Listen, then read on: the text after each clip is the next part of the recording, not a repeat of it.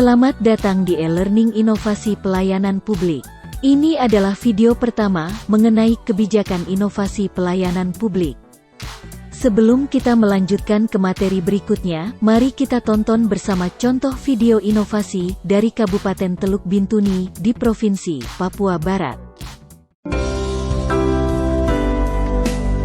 Kabupaten Teluk Bintuni memiliki luas wilayah terbesar di Provinsi Papua Barat, Indonesia, dengan luas wilayah 18.637 km persegi, dengan jumlah penduduk 62.000 jiwa. 50% penduduk tinggal di pinggiran pantai yang ditumbuhi hutan mangrove dan 50% lainnya tinggal di wilayah dataran dan pegunungan. Beberapa distrik di wilayah pantai dapat dijangkau selama 3 sampai dengan 4 jam perjalanan laut dengan menggunakan bot. Wilayah lainnya dapat dijangkau melalui jalan darat selama 2 sampai 6 jam dan 2 distrik lainnya hanya dapat diakses melalui pesawat udara berpenumpang maksimal 6 orang. Mereka yang sakit malaria di daerah pegunungan begitu sulit sekali untuk mencari obat. Kadang-kadang di daerah pegunungan mereka ambil daun atau kulit kayu untuk mereka mengobati malaria, karena memang pada saat itu sulit sekali untuk mendapat obat malaria.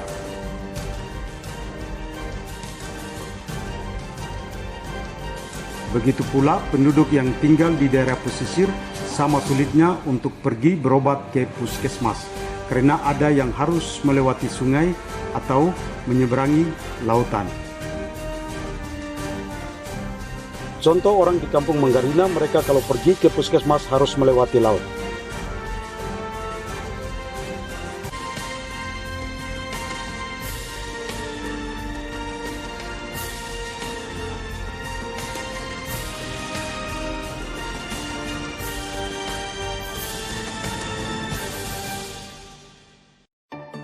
Di setiap kampung bersama pemimpin setempat kami menentukan orang yang paling tepat untuk menjadi JMK. Idealnya mereka mempunyai warung dan selalu ada di tempat, dapat membaca dan menulis. Selama 1 minggu kami melatih mereka di laboratorium kabupaten. Kami membekali para JMK dan petugas puskesmas dan pustu malaria kit, dilengkapi paket obat malaria dan timbangan.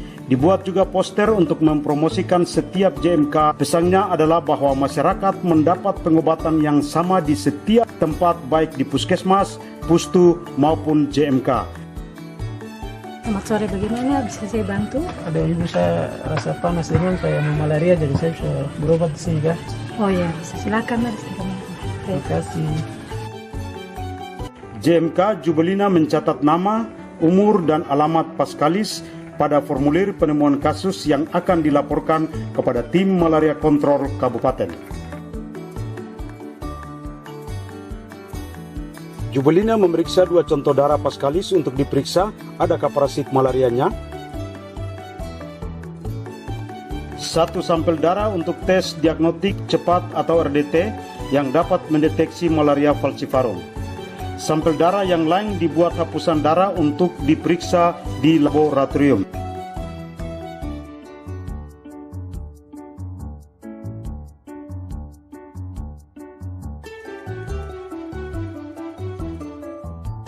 Hasil rapid test muncul setelah 15 menit.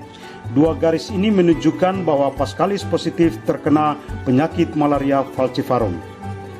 Jubelina menimbang berat badan Paskalis untuk menentukan kategori paket obat malaria yang akan diberikan. Jarum timbangan menunjukkan bahwa berat badan Paskalis berada di zona biru. Maka JMK Jubelina memberikan paket obat nomor 7 dengan kode warna Jangan lupa biru. untuk minum obat 2 hari kedua dan hari ketiga, besok dan lusa. Iya Bu, kasih.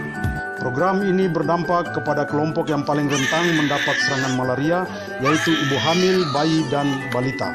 Ibu hamil yang diperiksa malaria tahun 2016 adalah 1.063 orang dan tahun 2017 962 orang. Untuk menjaga kualitas kinerja dan pengobatannya, JMK dan juga seluruh petugas kesehatan yang melaksanakan edat disupervisi setiap bulan oleh tim malaria kontrol dari kabupaten. Dengan keterlibatan semua pihak, maka angka kesakitan malaria di Kabupaten Teluk Bintuni sampai bulan November 2015, angka API mencapai 2,1 per 1000 penduduk. Untuk mencapai target SDGs, Dinas Kesehatan Kabupaten Teluk Bintuni telah memiliki roadmap pengendalian malaria.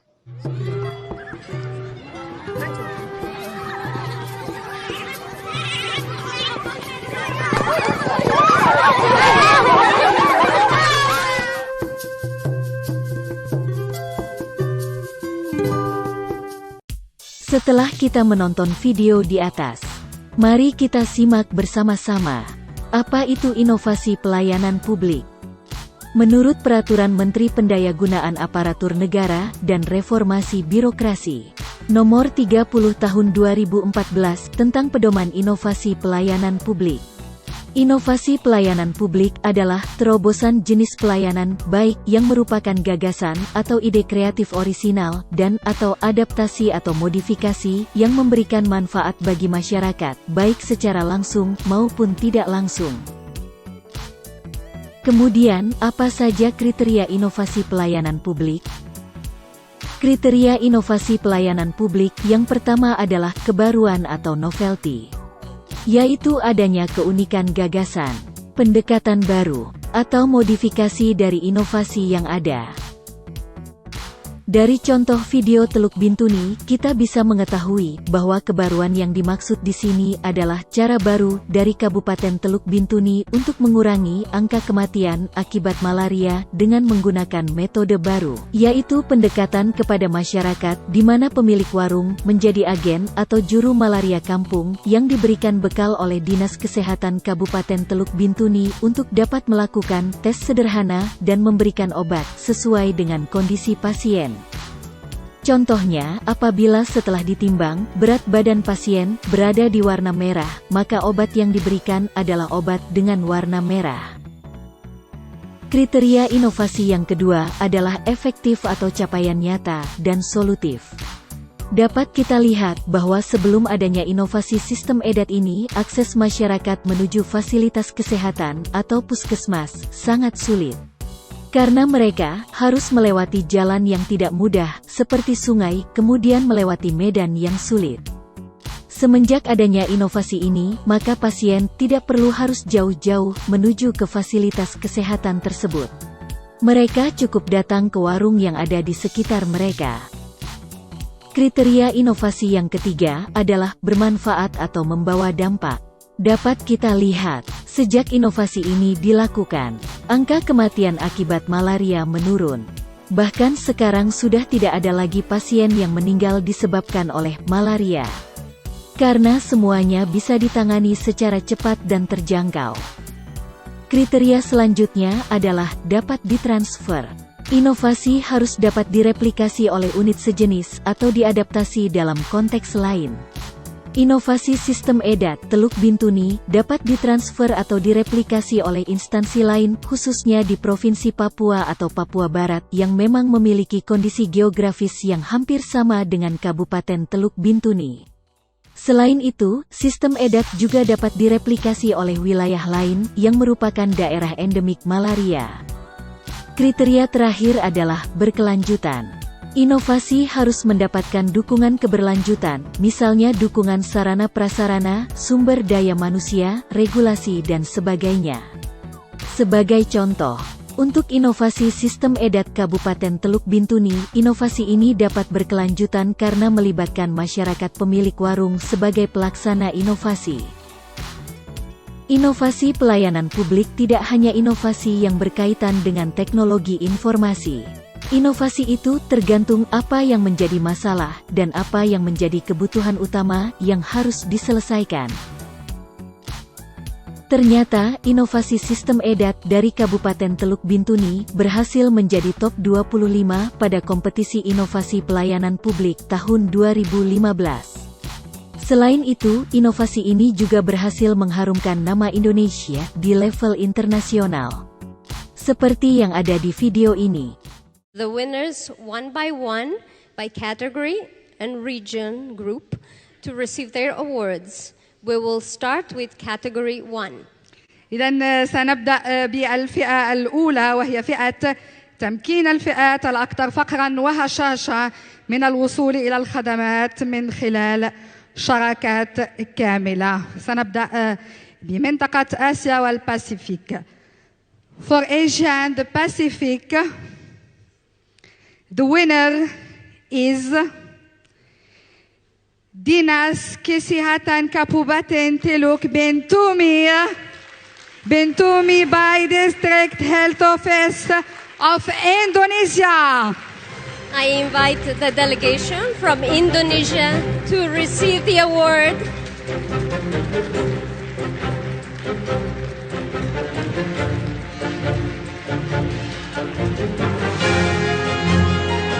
The delegation of Indonesia is celebrating. We are very, very happy for them.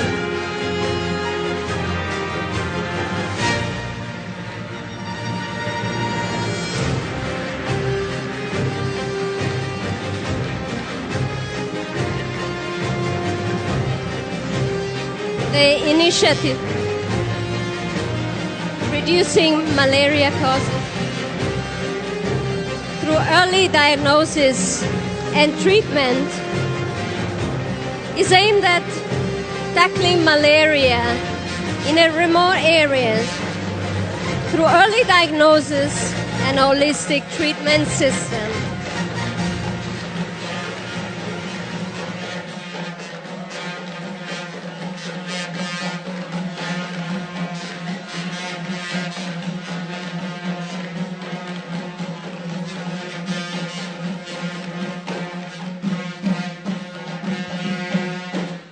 The initiative reducing malaria cases through early diagnosis and treatment is aimed at tackling malaria in remote areas through early diagnosis and holistic treatment systems. إذن في هذه الأثناء تم تسليم الجائزة وأخذ صورة تذكارية بالمناسبة. Betapa bangganya kita sebagai bangsa Indonesia karena berhasil meraih penghargaan di KIPP tingkat internasional karena inovasi sistem EDAR. Di tahun berikutnya, yaitu tahun 2019, Indonesia kembali menorehkan prestasi di KIPP tingkat internasional. Inovasi tersebut yaitu inovasi peta bencana dari Badan Nasional Penanggulangan Bencana. Sebelum kita mengetahui apa itu KIPP, mari kita lihat kaitan antara reformasi birokrasi dengan KIPP. Salah satu kewenangan dari Kementerian Pendayagunaan Aparatur Negara dan Reformasi Birokrasi dalam rangka pelaksanaan reformasi birokrasi adalah merumuskan kebijakan nasional tentang pelayanan publik, di mana salah satu deputi, yaitu Deputi Bidang Pelayanan Publik, memiliki tugas dan fungsi untuk meningkatkan kapasitas penyelenggaraan dan kualitas pelayanan publik.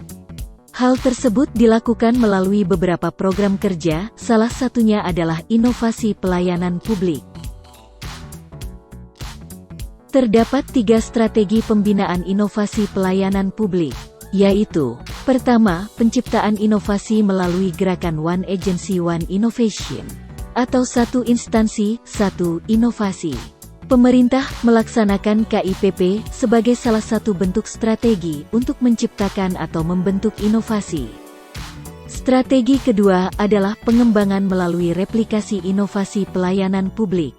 Kemudian, strategi berikutnya adalah pelembagaan inovasi, yaitu inovasi pelayanan publik menjadi program, bagian dari tupoksi, memiliki dasar hukum dan menjadi budaya organisasi. Semua tercantum dalam Peraturan Menteri Pendayagunaan Aparatur Negara dan Reformasi Birokrasi Nomor 30 Tahun 2014. KIPP sudah dilaksanakan sejak tahun 2014. Jumlah inovasi yang terdapat di Sinovik pada waktu itu hanya 515 inovasi. Setiap tahun, jumlah inovasi yang terdaftar semakin banyak. Terakhir, tahun 2019 jumlah inovasi yang terdaftar di Sinovik adalah sebanyak 3.156 inovasi. Di setiap tahunnya, dihasilkan top 99 inovasi pelayanan publik. Sedangkan untuk top terbaik atau terpuji, berbeda-beda setiap tahunnya. Penghargaan untuk top terbaik diserahkan langsung oleh Presiden atau Wakil Presiden Republik Indonesia. Itulah salah satu bentuk penghargaan yang diberikan oleh Kementerian Pendayagunaan Aparatur Negara dan Reformasi Birokrasi. Selain memberikan penghargaan, sejak tahun 2018, Kementerian Pendayagunaan Aparatur Negara dan Reformasi Birokrasi juga memberikan dana insentif daerah kepada top terbaik. Dana insentif daerah hanya diberikan kepada provinsi dan kabupaten kota yang memenuhi kriteria utama dan kategori kinerja. Top Inovasi Pelayanan Publik merupakan satu dari 11 kategori kinerja yang dinilai. Apabila ada daerah yang mendapatkan top inovasi pelayanan publik namun tidak berhasil memenuhi kriteria utama, maka daerah tersebut tidak bisa Itulah sekilas mengenai kompetisi inovasi pelayanan publik. Kemudian, bagaimana dengan kompetisi inovasi pelayanan?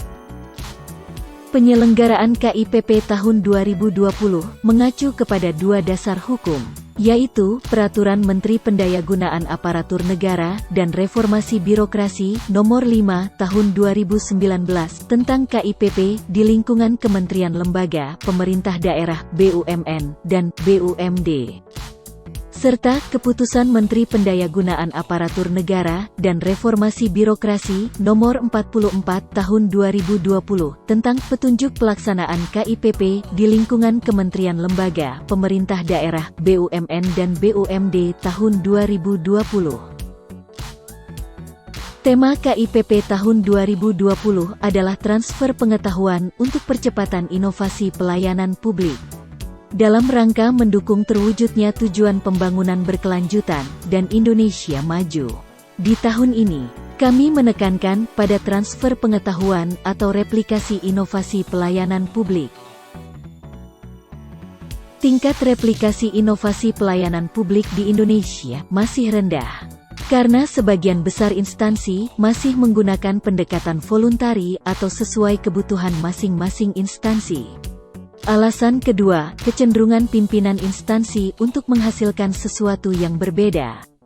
Kemudian adanya persepsi bahwa replikasi adalah plagiatif dan berinovasi adalah kreatif. Kategori inovasi pada KIPP tahun ini masih sama dengan kategori inovasi pada tahun sebelumnya. Terdapat 9 kategori kompetisi yang bisa dipilih, yaitu 1. Pengentasan kemiskinan, 2. Pendidikan, 3. Kesehatan, 4. Ketahanan pangan, 5. Pertumbuhan ekonomi dan kesempatan kerja, 6. Pemberdayaan masyarakat, 7. Pelayanan publik responsif gender, 8. Perlindungan dan pelestarian lingkungan hidup dan 9. Tata kelola pemerintahan. Satu inovasi hanya dapat memilih satu kategori inovasi. Jika inovasi tersebut berkaitan dengan beberapa kategori, pilihlah kategori yang paling dominan. Jika Anda telah memilih salah satu kategori inovasi, pastikan Anda memiliki data dukung yang memadai dan relevan. Yang membedakan KIPP tahun 2020 dengan kompetisi pada tahun-tahun sebelumnya adalah adanya kelompok inovasi pelayanan publik. Kelompok pertama adalah kelompok umum. Inovasi yang masuk dalam kelompok ini adalah inovasi yang belum pernah mengikuti atau belum pernah mendapat penghargaan pada KIPP periode sebelumnya, atau belum pernah menerima penghargaan sebagai top 99 sebanyak 2 kali atau bukan merupakan top terpuji pada kompetisi tahun sebelumnya. Kelompok berikutnya adalah kelompok replikasi. Kelompok ini adalah kelompok inovasi yang merupakan adaptasi atau modifikasi atas inovasi yang termasuk dalam top 99 periode kompetisi inovasi pelayanan publik tahun 2014 sampai 2018. Dan belum pernah mendapat penghargaan pada kompetisi inovasi pelayanan publik periode sebelumnya.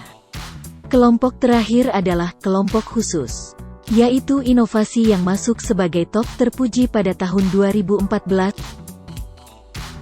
Kementerian Pendayagunaan Aparatur Negara dan Reformasi Birokrasi memberikan penghargaan top 99 bagi kelompok inovasi umum dan replikasi, yang kemudian akan disaring lagi melalui presentasi dan wawancara menjadi top 45 tahun 2020. Bagi kelompok terpuji, dari 149 peserta undangan, akan dipilih 15 finalis untuk melakukan presentasi dan wawancara. Kemudian akan ditentukan 5 pemenang Outstanding Achievement of Public Service Innovation. Berikut adalah agenda kompetisi inovasi pelayanan publik 2020. Pengajuan proposal inovasi dilakukan mulai tanggal 4 Maret hingga tanggal 26 April tahun 2020, pukul 23.59 waktu Indonesia Barat melalui aplikasi Sinovik. Kementerian Pendayagunaan Aparatur Negara dan Reformasi Birokrasi akan melakukan sosialisasi sesuai kebutuhan, serta melakukan publikasi resmi melalui web Kementerian Pendayagunaan Aparatur Negara dan Reformasi Birokrasi. Selanjutnya, tim evaluasi akan menilai proposal inovasi yang lolos tahap seleksi administrasi. Pengumuman top 99 dan 15 finalis kelompok khusus, serta penyampaian opini masyarakat dilakukan melalui Sinovik. Jika tidak ada penyampaian keberatan dari masyarakat, maka akan ditindaklanjuti dengan penetapan melalui keputusan Menteri. Kementerian Pan-RB akan melakukan rapat koordinasi bersama top 99 dan 15 finalis kelompok khusus sebagai persiapan dan pembekalan bagi peserta yang lolos dalam rangka mengikuti tahap penilaian selanjutnya. Kemudian akan dilakukan presentasi dan wawancara top 99 dan 15 finalis kelompok khusus oleh tim panel independen. Selain itu juga akan dilakukan verifikasi dan observasi lapangan. Setelah tahap presentasi wawancara serta observasi lapangan selesai, akan diumumkan top 45 dan 5 pemenang Outstanding Achievement of Public Service Innovation 2020 melalui aplikasi Sinovik, dan ditindaklanjuti dengan penetapan melalui keputusan Menteri. Terakhir adalah penyerahan penghargaan. Jadwal penyerahan penghargaan akan disampaikan kemudian. Apabila ada perubahan jadwal, maka akan disampaikan melalui aplikasi Sinovik.